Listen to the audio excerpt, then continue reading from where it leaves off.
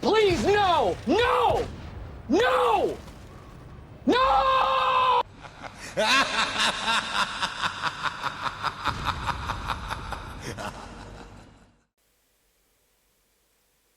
Hi guys, and welcome back to the channel. Today I've got the tank review for the Tier 9 Soviet heavy tank, the Object 777 version 2. Now this is the tank you can get through the season pass for free. Well, I say for free, you've got to buy the season pass for 2k gold, but if you buy the season pass for 2k gold, you get the Object 777 version 2. Now, what do I think of this tank before we go into it? Well, it's not that great. To be honest, it's got a lot of drawbacks, and the drawbacks... But let's put it this way, there's more drawbacks to this tank than there is good things. The good thing about the tank, armour. The bad thing about the tank, the gun handling, the reload, the turret traverse is terrible. Oh, yeah. It's one of those that has more bad points than good points. I wouldn't say it's a great tank, to be perfectly honest. It does, like I say, with the armour, it can be pretty effective, but everything else put with it, yeah, it's a bit of a pain in the ass. It is one of those tanks that is a lower tier stomper. Against tier 8s, it's pretty strong, and it's pretty damn good. But once you start seeing tier 9s and tier 10s, the armour, unless you're hull down or side scraping, starts to struggle quite a lot. So, let's go into the stats anyway. So, it's got 258mm of standard AP penetration and 340mm of heat penetration. Now, this pen is pretty standard Soviet 122mm gun at tier 9 and 10, to be fair. So that penetration is more than enough. It's fantastic pen, but like I say, that's pretty standard for most other Soviet heavy tanks.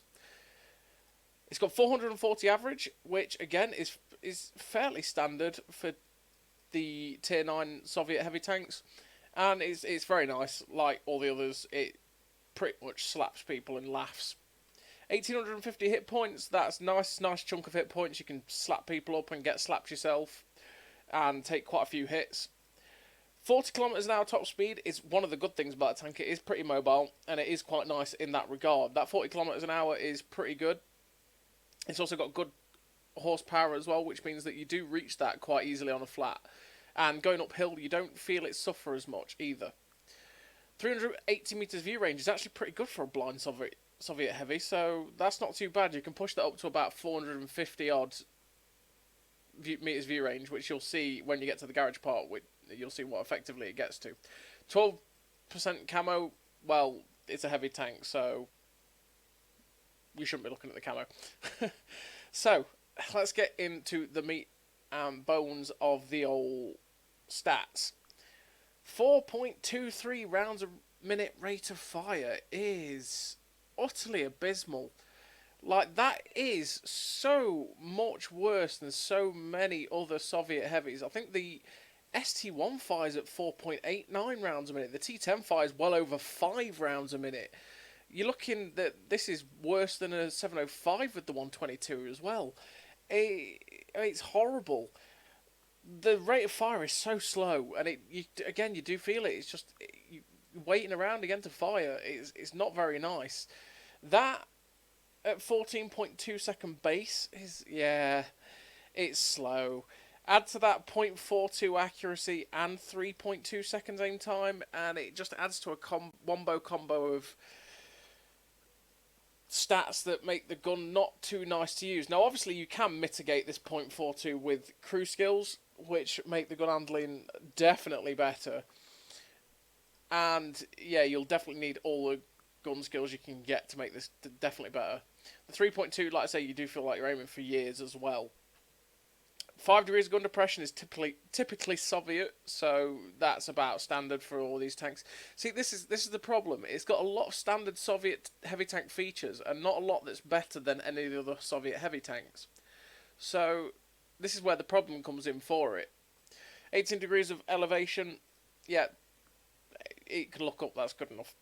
The turret armor. The turret armor is pretty solid. It does have a spot in the metal that is right next to the gun on both sides that it literally is this 258mm thickness. And if people are firing the heat, say, that this tank gets, I was testing out with Chopper, and basically this 258 AP was going through 50-50 through the turret cheek right next to the gun, which you'll see in this bit in a second. And with heat, it was going through most of the time. So you've got to watch out for that. But for the most part, if people are just snapping shots at you, the turret is going to bounce a lot. And it's very nice in that regard. 16 degrees a second turret traverse speed is abysmal. That is awful. Absolutely shocking. And definitely needs a buff. Massively. That is a big spot that definitely needs a buff. I said it when it was in Super Test. It needs a buff. That traverse is just disgusting. 380 meters view range, like I say, I've already been through that. Yep, top kilometers an hour, top speed 40. 15 back is not the worst, so that's okay. Horsepower per ton, 17 horsepower per ton. It's very nice. Like I say, it does well to get up to that top speed, and you don't feel slow in it. You just have terrible traverse and gun handling. The hull traverse is 28 degrees a second, which doesn't turn that quickly for a heavy, but at the same time, there's a lot that turn worse, say like the ST1. So, yeah, that could not. That's not that bad, really. So let's go to the armor model. Right, here you have the armor model for this 777 version 2. Now, head on, this upper plate is really good. It's very, very good. That will ricochet most shots if it flies in, same as this turret front here will as well. Now, here's what I was talking about with the turret. That spot there, if you shoot one of these things when you've got about 260mm of pen, you're a 50-50 chance of going through. And with the damage rolls, with the pen RNG changes, which means you roll higher on your pen rolls more often than not, it's quite likely you're going to pen this quite often with your standard rounds. If you switch to premium rounds, like this has, 340mm of heat rounds, you are going to destroy the front of this turret right next to the gun. So that's what I'm saying. If you're going to shoot this thing and it's hull down, shoot it right next to this gun. But the thing is, you've got to have an accurate gun to hit that, so that could be quite difficult, pretty much. So anyway, this lower plate is where you want to shoot. You want to try and shoot right in the middle of the lower plate, because that is the weak point. There is a lip here. This is the annoying thing about the frontal armor on this tank. There is a lip here which joins the upper plate and the lower plate. Now, that isn't something you want to aim for, because it's not guaranteed you will go through it, but it does catch shots. And the reason I say don't aim for this is because RNG, right? You're more than likely going to hit the upper plate as well if you're aiming for that bar. But it does catch shots when people just are shooting at you, and it can be very irritating. Plus, the ammo rack is also behind here. I ammo rack Chopper the other day doing it, and it was really quite funny. But, yeah, you can shoot the ammo rack through it, and it will pop it as well, which, yeah. This bar is an annoyance to the frontal armour, like I say. It just catches shots that you don't want to catch sometimes, and it's a pain in the ass. The lower plate is what you want to be shooting. It's weak right in the centre. If you're shooting lower down, it's one of those that gets a bit better effectively. But if you're a lower tier tank, shoot the middle. But you've got to have about 200mm of pen. If you're in a tier 8 for the most part and you've got less than 200mm of pen, or around 200mm of pen, you're going to need a premium for the front. Sad but true. The strength of this tank is side scraping. Again, the side scraping ability of this tank is fantastic. It really does well to ricochet rounds, and I'm really sad that I had a replay on Arctic Region, Corrupt, that showed the ability of this thing side scraping against E100s firing heat and AP. Well, obviously heat's going to get absorbed by tracks, but the AP as well, it just kept ricocheting things. It was great, but then my Xbox switched itself off, so therefore corrupted. Annoying. But yeah, it's a great side scraper. What you want to be doing is getting this thing hull down and using the side scraping ability of this tank as well. Because it does have 5 degrees of gun depression, right?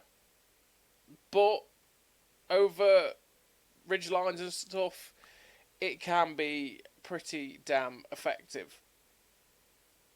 Because the turret is really good, like I say, as long as you're avoiding that bit.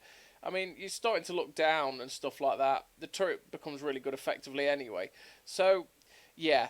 The hull armour's great when you're keeping it side scraping and you're keeping it hull down and you're keeping this lower plate covered, but it's not enough. It's not good enough to be compensating for this reload, aim time, accuracy, turret traverse. The turret traverse is my biggest gripe, that and the reload, but the turret traverse is absolutely terrible, as you'll see. So as always, everybody, I'm going to take you to the garage section now, where you'll see the crew loadout and the effective value, well, what you can get the tank to effectively with crew skills and stuff like that. So here we are in the garage with the Object 777 version 2. It's quite a weird looking tank. It's quite a flat pancake, but I actually really like the looks of it. It's quite good aesthetically to look at. And googly eyes, because, you know, you've got to have googly eyes, right? So, let's go into this tank. Right, the first thing that I'm going to show you all is the camo you get with it in the Season Pass. There you go, that is the skin. And for some reason, it's the typical bug. I cannot flick it around any other way. But, yeah, I think the skin is not worth 3k gold in the slightest, okay? It's not worth 3k gold, but you do get it with the Season Pass. So, for free, and you can put it on every camo slot, that's great. And it doesn't look ugly as a skin, which is amazing. It's a so much better than the Hot Wheels seasons and some of the WWE ones. So that's the camo. Let's go into the equipment setup. Right, rammer, vert stabs and optics. Now I could run vents, right? But it is 380 meters view range, so I want to boost the view range on this tank as much as I can with optics, and that is because if you get an open map, you don't want to be blind, because you will be outspotted by so many tanks, and you don't want to do that, because once you get outspotted, you can die in so many different horrible ways, especially with the way that camo is now, with a lot of tanks being very stealthy. You won't spot them if you don't run optics until you're like right next to them. So optics is the one you want. You want a rammer because the reload is horrific and you want to buff it as much as possible. And vert stabs because the gun handling is also tragic. So you want to make the gun handling as good as possible. Now, like I say, you could drop the optics for vents and make your gun handling in reload even better. But what you could do as well is actually go the other way and know that your reload is bad, right? But run the rapid loading skill and accept that you're just going to run the rapid loading skill instead of a rammer and run vents as well, and run vents, optics and vert stabs. You know, that's the way you could do it. But there's quite a few different ways of doing it that way. Reusable consumables and food, yeah. Ammo capacity, I take 23, 15 and 2. The commander skills, that's the other one. I take Born Leader because you want to make your crew 10% better. Sixth Sense because you want to know when you're spotted. Track Mechanic because, yeah, you want to get your tracks back on, but you don't want to be sitting around too long. Firefighting because it's Soviet, it gets set on fire, I want the fire to be put out quicker. Situational awareness, 6% to max view range increase, like I was saying earlier on. You want to have your view range up as much as possible. Steady aim, 10% increase to the accuracy because the accuracy is terrible. Run and gun and snapshot again, you want them both because making this thing fire better or more accurately is what you want.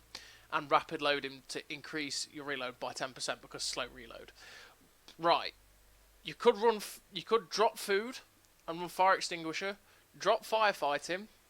In that regard, drop firefighting, and you could run rapid aim instead.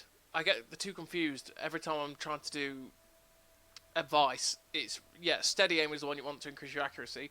Rapid aim, this is one that you could play, and you probably do want on this tank because the turret traverse is just that terrible that you could want that skill on your tank. And trust me, you do notice a difference.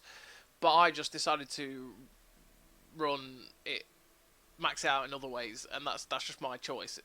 But like I say, if you just cannot stand that turret traverse, which it is terrible, you can run that skill, and you could probably run that instead of snapshot or something like that as well. To be fair, like I said, there's multiple different ways to run these crew skills. You will probably find a way you're more comfortable with than I will show you, but that's just the base way that I run it. So that, yeah, this tank, it's not the best, but hey, you get it for free, right? So as always, I will let you decide by watching the gameplay, because you might listen to me going, oh, this sounds terrible, and then watch the gameplay and go, what is this idiot talking about? This idiot's talking garbage. This tank looks great. I like the looks of this. I like the looks of the playstyle. Yeah. So, make your own minds up on that. So, I'll see you in the replays. And so, we're into the replays. This is the first game, and we're very nicely top tier on Abbey. So, what I'm going to do is I'm going to plough down the 2 line. I'm going to take the heavy route, and I'm going to push really aggressively. Because, like I say, this tank is a lower tier crusher. It's very good against the lower tier tank, so I'm very confident in this matchup of pushing aggressively straight down the 2 line. Now, as you're seeing right here, the mobility's not that bad. We're pushing, it's typical heavy tank mobility, to be fair. We're pushing 32 on the flat on this normal ground on Abbey. And what I'm hoping to do is, like, we're nearly pushing 40 now, and that is push this area aggressively. Look at this. We spot this Panther 88. We try and pop a shot on the move. Unfortunately, it doesn't hit. But I want to get to this little lip over here so that I can basically cover my lower plate. I can just be hull down. And we will be in front of their team. Now, I was kind of watching for the Panther 88 there pushing round, but I'm just going to pop round, pump a shot into the lower plate of the defender. And then, like I say, just keep covered. I've got Swindle with me on my left in the MXM 451. And together, we're just going to work these guys over as much as we can. And it's all about keeping our eye on what people are doing. Like I'm pretty confident in this position that I'm not really going to get penned. And as we showed there, we poke around the corner. That defender can only see our turret, and he ricochets off of it. You know, I'm trying to keep myself covered from the huntsman as well as he keeps trying to poke round. And I don't want to take like a big slap from that 50 TP, so I did flinch the shot a little bit into the ridgeline, which was a bit of bad play, because especially since he fired and ricocheted off me anyway, I could have taken my time and aimed it a little bit better. But I mean, the accuracy of this gun is pretty poor, right? 0.42, and you can get that down to about 0.34, which is something I forgot to go over in the garage bit, and that will show you the stats of what you can get the gun down to, and that is 0.34 with the setup I've got. And that's, you know, that's not bad. But to be honest, really, obviously, this tank wants to be brawling up in people's faces. So that's where the 0.42 really doesn't affect it all that badly. Now, I just decided, you know what, we've got to go. It's time to push the tempo on this flank. And I just decided, you know what, I'm full health here. I could take a hit from that defender and move the fight of this flank on.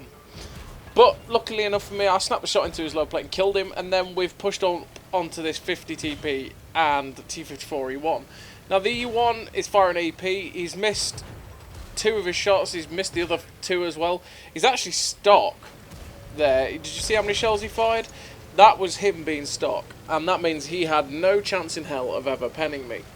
So now we are going to decide to, when we shut him down, we are going to now rush towards the cap, because the cap is being pressured, and I'm looking at this going, right, I'm on 3 point something K damage, right?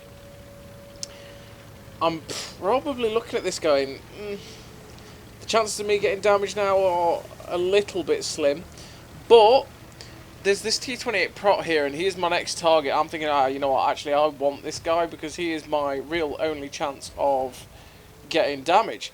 So as we come over, we're like, right, we've got to get a shot into him. I'm aiming, and it's like, okay, just fire. And somehow, some way, that shot flies in, and we get up to 3.5k damage. Don't ask me. I don't know how that flew in.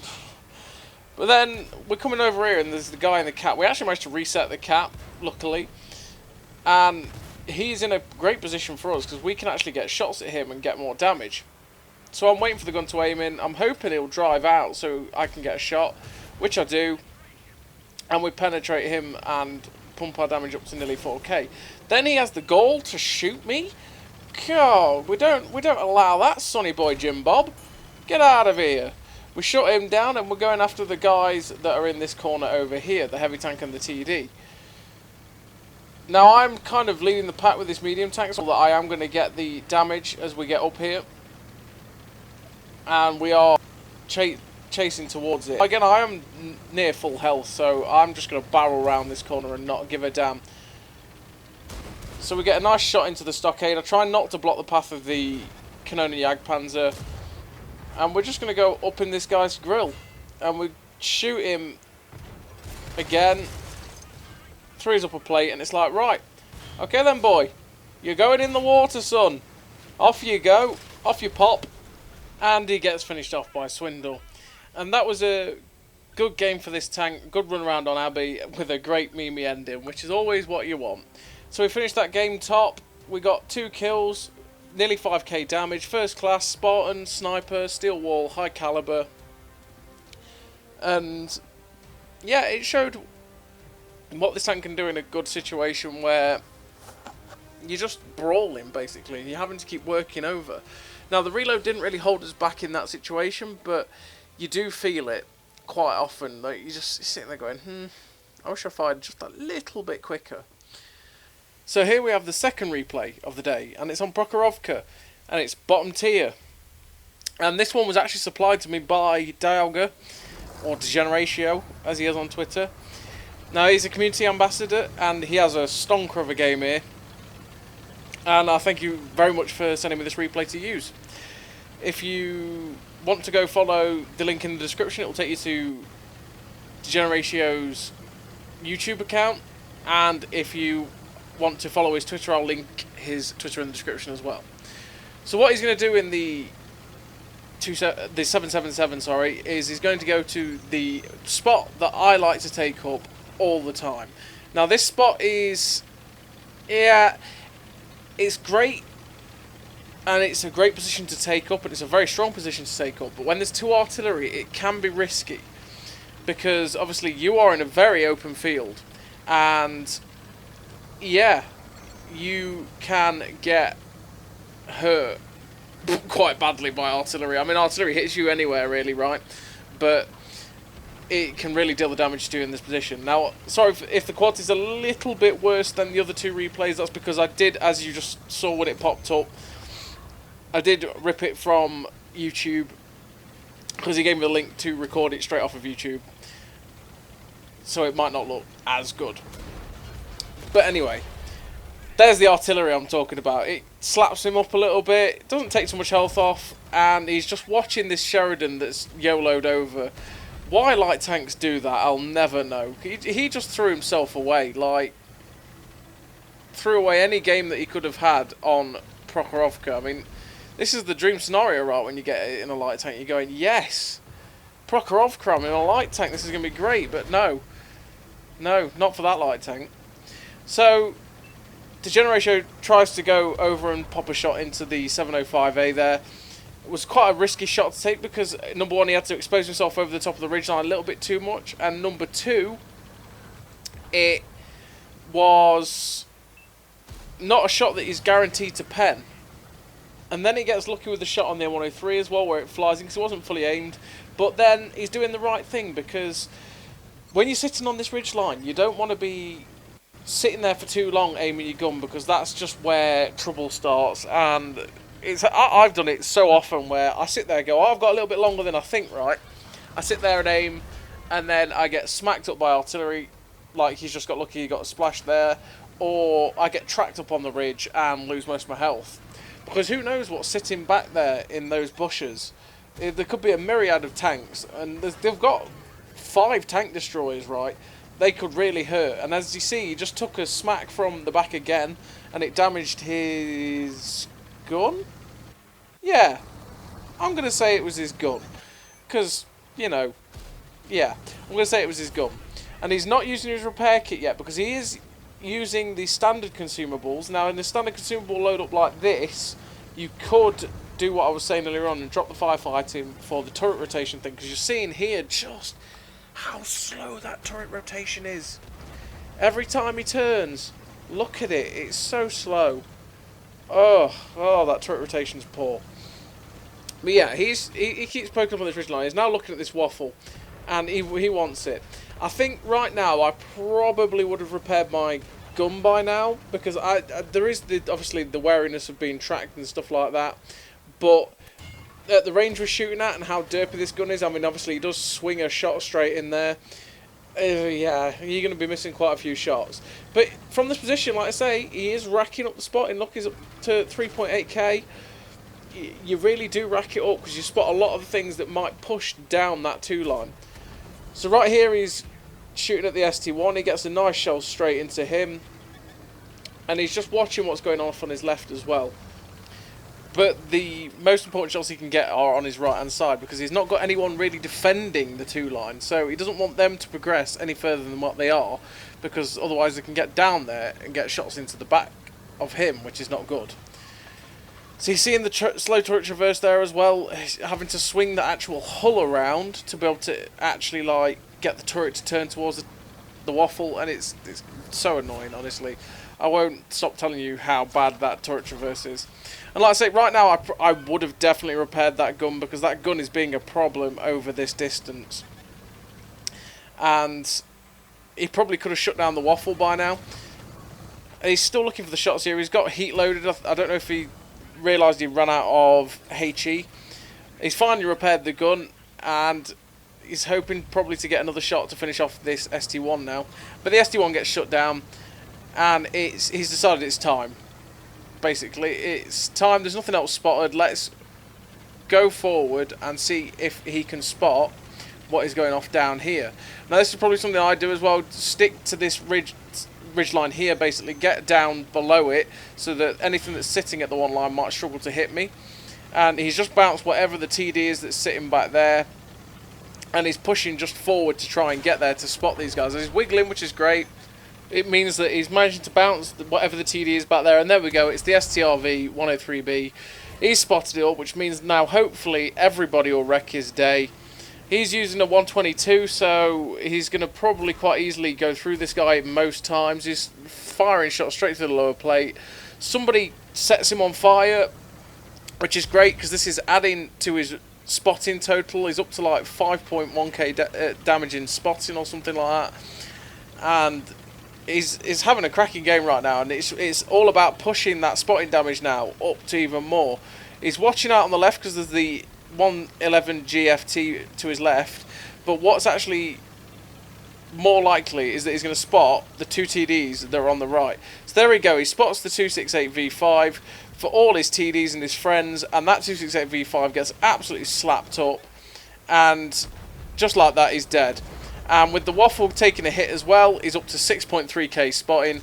He tries to quickly snap a shot at the M53-55 there, which I would have done as well, because I would have thought that that guy would have died dead quick. But unfortunately he misses, and then he does get shut down anyway, so it's no loss because he gets the extra spotting. So he finishes that game with 6.7k spotting. He comes top of his leaderboard, couple of kills, and a great game for the 777 on Prokhorovka. The only thing about that is he did get quite lucky that the artillery didn't slap him up. I've been slapped up so many times in that position, but it showed how great this tank is in a position like that on Proc, where you're only showing the turret and you keep using the tank hull down, where you can just keep ricocheting shots over and over again. And he finished that game with an ace tank and a Confederate as well. So cheers DGEM for sharing this replay with us. It was great to show what the tank can do in that sort of situation. So here we are in the last replay of the video, and we're on Himmelsdorf. And this game shows again as another example of what this tank can do when it's facing tanks that are lower tier than it. And on a map that really suits it as well in Himmelsdorf, because you can really show off the armour by side scraping on this map. Obviously it's going to be great for it being a heavy tank because of the brawling situations. What could go wrong? Now, the tank in general, I don't know, to me this tank is just a little bit disappointing, and that's because it's not really special, because it doesn't do anything that the other Soviet heavies at tier 9 don't do, and it doesn't do anything better than them really, because it's got armour that is fairly similar to an ST1 but probably not quite as good. Maybe the lower plate's a little bit stronger than the ST1, granted, but you know, it does a similar job to it in that way. It's got mobility that's fairly similar but just worse than a T10, right, for being able to shift about. It's got worse gun handling than an ST1 in terms of its aim time. It's got worse DPM than both the ST1 and the T10, and I mean the reload is so much worse than both of them. The T10 being over 5 rounds a minute easily, and the ST1 being like 4.92 or something like that. With this being 4.23, yeah, the reload's so much worse. So the reload really needs touching up to me, to be honest. Even if it's not better than an ST1, it just needs to be a little bit better. Now, you're seeing the bad gun handling here as well. And the fact that we didn't pen the Progetto, and then we didn't pen the Tiger Shark there, even though there were shots that were pretty much dead to rights on them. It can be so frustrating, like, especially when you've got such a long reload. And that's the annoying thing about this tank as well. Because of how long the reload is, you just, yeah, if you miss it, it's frustrating. And like I say, this tank's just, I think that's the best way to sum up this tank, right? As a Soviet heavy, it's just not special. It doesn't do anything better than any of the others. It doesn't have really much over them. It just looks weird. But yeah. And if anyone can tell me what the T-32 was doing there, that was some weird ass driving. That sir is not going to make you survive in the future. No, no, no. So we get a nice big slap into this Becky Lynch anyway. And he's bugging out, and I'm like, okay, you know what? I'm going to go after this Progetto that is over here, and I'm going to get behind this big glut of enemy tanks on the hill. And that's right. There's a reason I'm doing this as well, and it's because of the game mode. It's actually team destruction. And if this was standard battle, I would have probably gone back towards where our spawn is, and I would have gone to go head off those 2 medium tanks. But there's no base to cap. So I've decided, you know what, I'm going to get up behind the enemy team. I'm going to leave that Becky Lynch and whatever else is on the ground floor, leave them and get up behind the guys on the hill and try and help my guys on the hill out so that they can win the fight up here. Because this is where most of the enemy tanks are. So I'm going to try and get up behind them and get some nice shots in. Do you see this medium tank rushing down?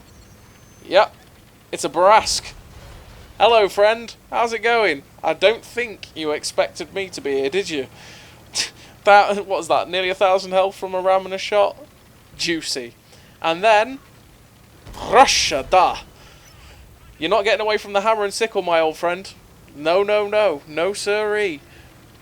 Stalin guided the shell perfectly. So, I'm not going to kill myself like I did in the Barask. Nope, I had flashbacks when I was doing it. I'm going, no, no, no, don't kill yourself. And we didn't, luckily enough. And we get up behind this Emil 2. Now, we're going to pump the shots into him. We've got a shot into his behind, and then we're just sitting here and waiting for this long, long-ass reload to go in. And then we finally finish him down. Finally. So, I decide to leave the defender because he was probably going to die before I reloaded. Because of how long this reload is, I'm like, you know what, I'm just going to leave him. Because there's 4 guys left, and they're all tier 8s. I'm really healthy, so I'm feeling incredibly confident at this point. So what I actually wanted to do was leave that defender in lieu of coming down here to get more damage, in the hope that these 4 guys are actually still healthy. Because now I want to be ahead of the charge, because all that lot's going to come charging down the hill, and I want to just be ahead of them to get damage. So I'm rushing down the banana to where these guys were last spotted. They were last spotted down near our base on this side, and luck would have it, we get spotted by the Becky Lynch. I'm looking for shots at him, but he pulls back. Then the Legion gets spotted, and it's like, oh, hello, Legion. I'm just going to go through your terrible turret. Goodbye, sir. We shut him down, and now it's the hope that we find someone else before my team do. And once again, we get lucky in the fact that the CDC Black just drives out in front of us, and it's like, thank you, sir, I'll take that damage. And I'm kind of fearing he's going to charge up the hill, and then that way we'll be done. But he actually runs away forward, and it's like, right, okay, let's try and catch up with this guy, which, you know, in hindsight, it's not going to go all that well, really, because it's a CDC, right? It's rapid. So he's taken an immediate left, and I'm hoping now that he's actually going to be running straight at me down here and trying to get round me, in the hope that I am chasing him round. But not today, buddy. That's not the way it's going to be working.